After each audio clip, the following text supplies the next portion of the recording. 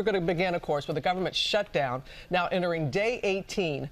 President Trump showing no signs of backing down, making a primetime address to the nation tonight and then traveling to the border on Thursday. Democrats will have a response as well. This Friday will mark the first missed paychecks for 800,000 federal employees who've been furloughed or who are working without pay. The shutdown extends through Saturday. It will be the longest on record. Our chief White House correspondent Jonathan Karl spoke with Vice President Pence just moments ago. Starts us off from Washington. Good morning, John.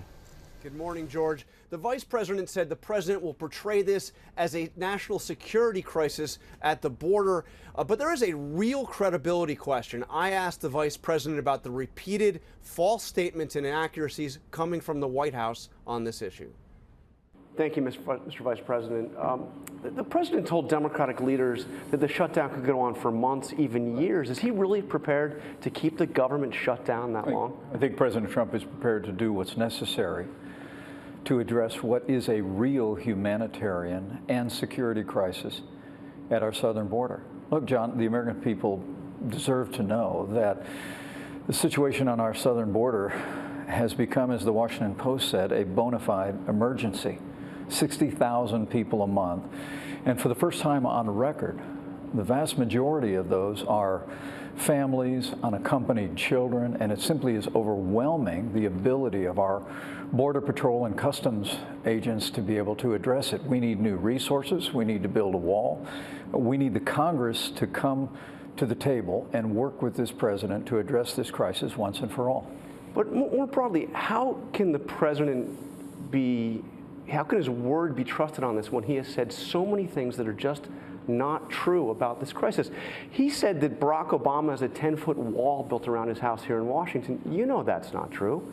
He said that some of his predecessors told him that they wanted to build a wall, but all 4 living presidents have now put out statements saying that they never had any such conversation with the president. And then you saw Sarah Sanders say that nearly 4,000 terrorists come into the country every year, and you know that's not true either. How can the American people trust the president when he says this is a crisis, when he says things over and over again that aren't true? Well, look, the American people aren't as concerned about the political debate as they are concerned about what's really happening at the border, and that's what the president's been focusing on. I mean, the White House said nearly 4,000 terrorists come into our country. That's not true. John, nearly 4,000 known or suspected terrorists were apprehended attempting to come into the United States through various means in the last year. Overwhelmingly at airports, not at the border. Yeah, but 3,000 special interest individuals, people with suspicious backgrounds that may suggest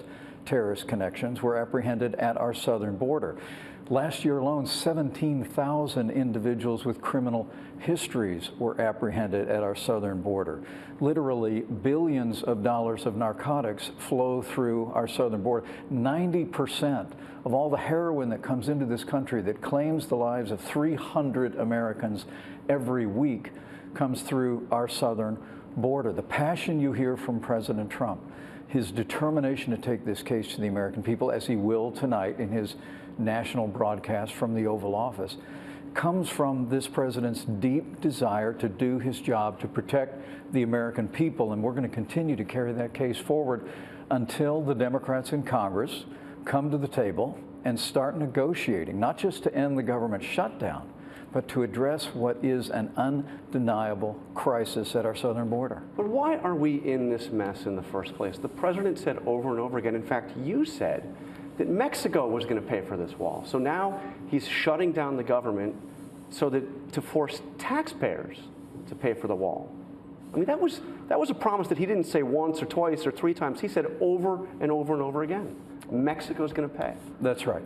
And the president renegotiated the NAFTA agreement, now the U.S.-Mexico-Canada agreement, in a way that will benefit the United States of America in jobs and tax revenues in the hundreds of billions of dollars. But that's not what he said. He didn't say he was going to renegotiate a deal. To come. He said Mexico was going to pay for it. John, we've also negotiated a new arrangement with Mexico going forward, that when individuals come into this country and come to this country and apply for asylum, they'll be able to remain in Mexico while they're going through the judicial process. As I sit here today, Democrats refuse to even negotiate to end the shutdown and address the border crisis, and it's time they came back to the table. Mr. Vice President, thank you. Thank you for your time. Thank you, John. Appreciate it. Thanks. And John, you pressed the Vice President pretty hard there. You also asked him about this idea the President might declare a national emergency to go around Congress if they can't negotiate a deal. Yeah, and he said the president is considering that, as we've heard from the president, that they are looking into that. But I pressed, how would that work? And does the president really believe that he could build the wall without any congressional approval or congressional authorization? And no direct answer on how that would work, but he did say it is something that is under consideration. No decision yet made. Okay, and we'll ask Democratic Senator Kamala Harris about that in our next half hour. John Carl, thanks very much.